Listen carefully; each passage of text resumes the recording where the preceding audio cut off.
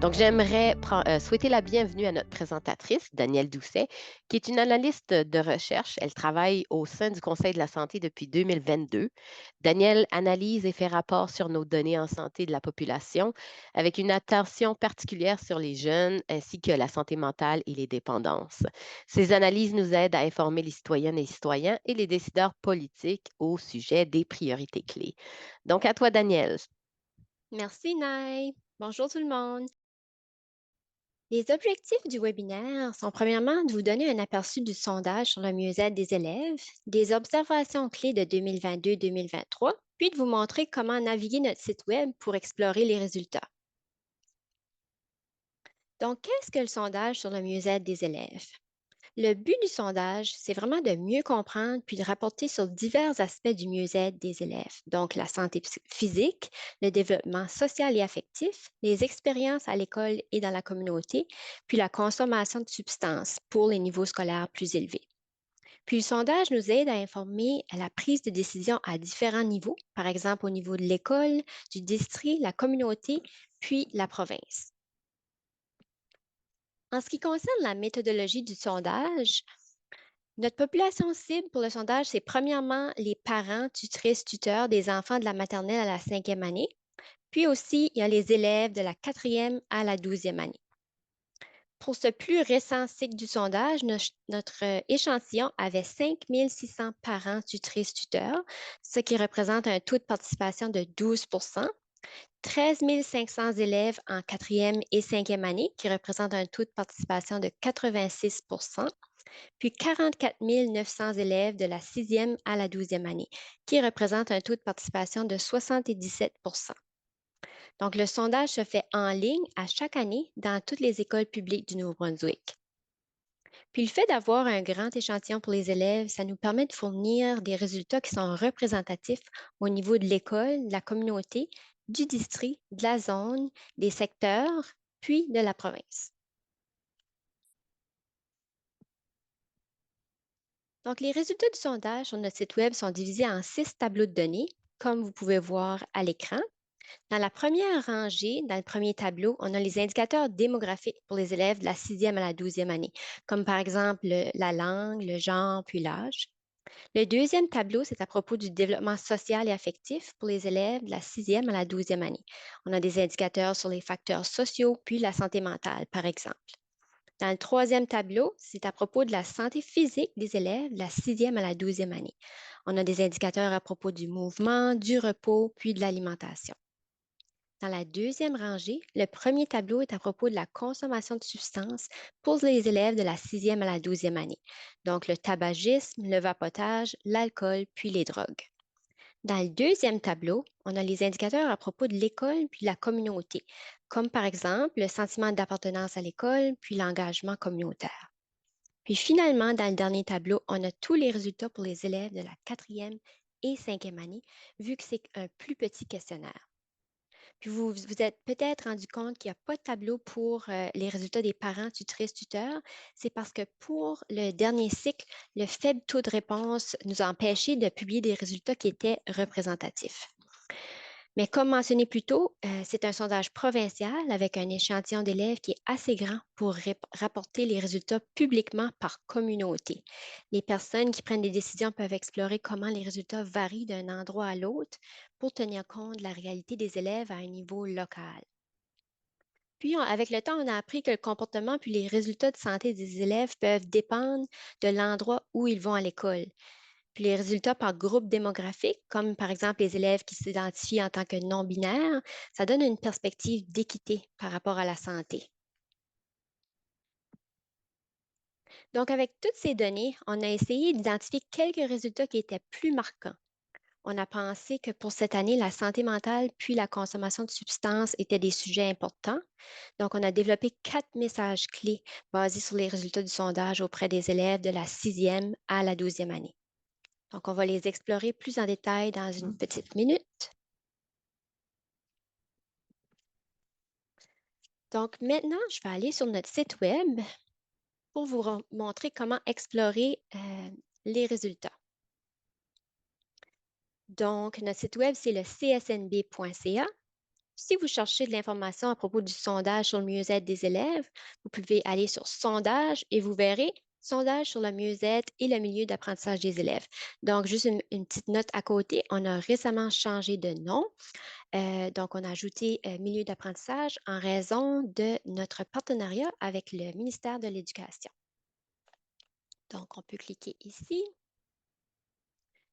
Et vous verrez un aperçu une description de qu'est-ce qu'est le sondage, les tableaux de données comme je vous ai montré plus tôt, puis aussi un aperçu de nos publications récentes, par exemple des infographies. Je vais vous montrer un exemple ici. Donc ici, on a une infographie au sujet de la santé mentale des jeunes non-binaires et de LGBTQIA+.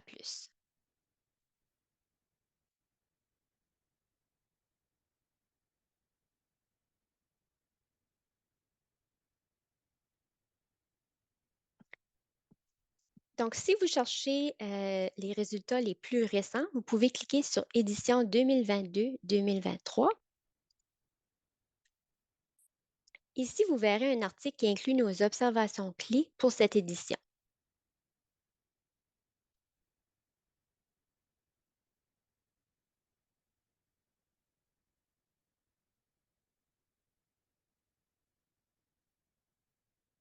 Puis, vous verrez aussi les infographies et les tableaux de données. Donc, notre premier message clé pour les plus récents résultats, c'est que la capacité des jeunes à s'adapter aux difficultés diminue, tandis que la proportion de jeunes aux prises avec des problèmes de santé mentale est en constante augmentation. Donc après, on donne plus de détails, puis il y a des visuels à propos de comment le pourcentage de jeunes avec un niveau de résilience modéré ou élevé ou avec un niveau élevé de santé psychologique a diminué, puis que le pourcentage de jeunes qui ont indiqué avoir des symptômes d'anxiété ou de dépression a augmenté. Puis si vous voulez plus de détails, vous pouvez cliquer sur les hyperliens. Par exemple, si on prend celui par rapport aux symptômes d'anxiété et de dépression,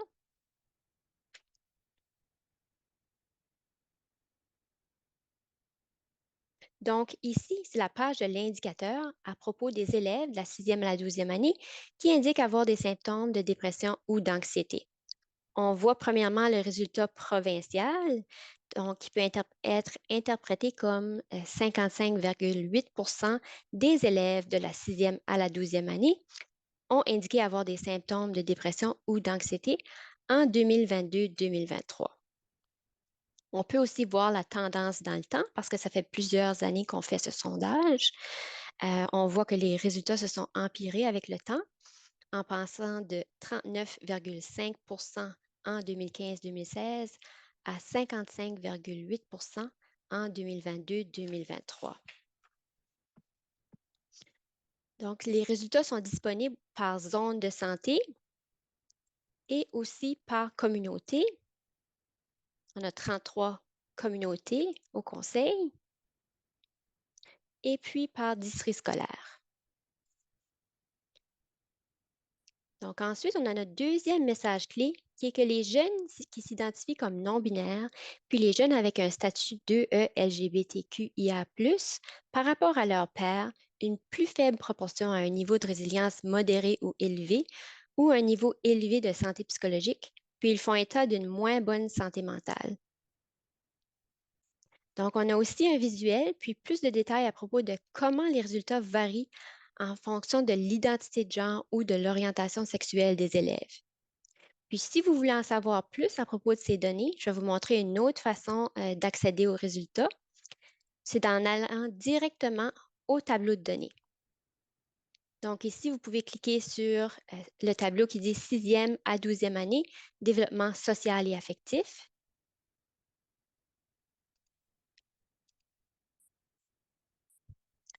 Puis, un à côté, quand vous êtes sur un tableau, vous pouvez passer d'un tableau à l'autre directement à partir du titre. Pour chaque tableau de données, on a une liste d'indicateurs divisés en catégories puis en sous-catégories.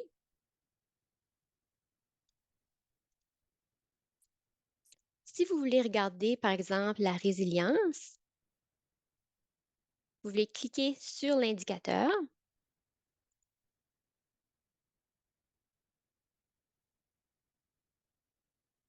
Puis ce que vous voyez ici, c'est le nom long. Vous pouvez aussi regarder les résultats plus en détail, par exemple en fonction de la géographie ou aussi en fonction des données démographiques. Donc, par exemple, le genre, femme, homme, non-binaire. On va passer aussi à travers le troisième message clé, qui est que l'utilisation des médias sociaux, un facteur de risque émergent pour la santé mentale, est en augmentation chez les jeunes. Vous pouvez voir plus de détails avec ce visuel qui indique vraiment combien de temps les jeunes passent sur les médias sociaux par jour. Vous pouvez aussi cliquer sur cet hyperlien par rapport à l'utilisation des médias sociaux.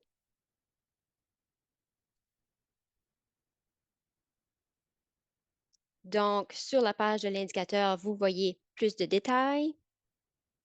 Vous pouvez aussi regarder les intervalles de confiance.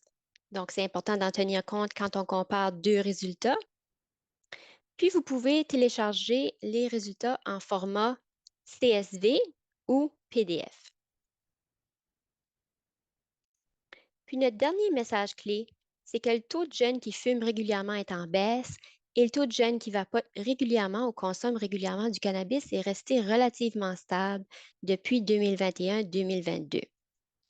Donc, les visuels ici montrent comment la consommation de substances a changé dans le temps. Puis, dans le texte, on parle de comment les résultats sont différents en fonction de l'endroit où les jeunes vont à l'école. Si vous cliquez sur un des hyperliens, si on prend par exemple celui sur le vapotage, qui est un sujet assez d'actualité,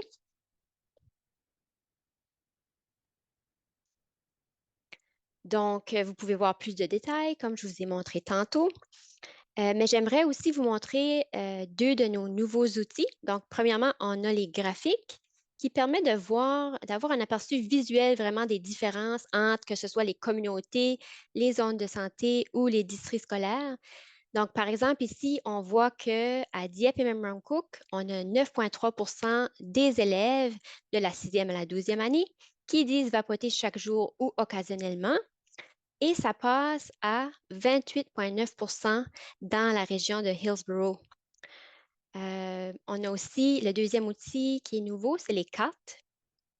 Ça vous permet d'avoir un autre visuel, que ce soit pour les communautés, les zones de santé ou les districts scolaires. Si on prend par exemple les districts scolaires francophones dans la province, on voit que pour le district scolaire francophone sud, les 9,7 des élèves de la 6e à la 12e année disent vapoter chaque jour ou occasionnellement et ça passe à 19,2 dans le district scolaire francophone nord-ouest. Si vous voulez en savoir plus sur comment l'indicateur a été calculé ou comment l'interpréter, vous pouvez cliquer ici sur « À propos », puis on a plus de détails ici. Donc, en résumé, notre site Web vous permet de regarder les données indicateur par indicateur, puis de voir les tendances dans le temps, la variabilité géographique, puis la variabilité démographique. Donc, c'est vraiment utile quand vous essayez de mieux comprendre les comportements puis la santé des élèves. Je vous remercie pour votre écoute.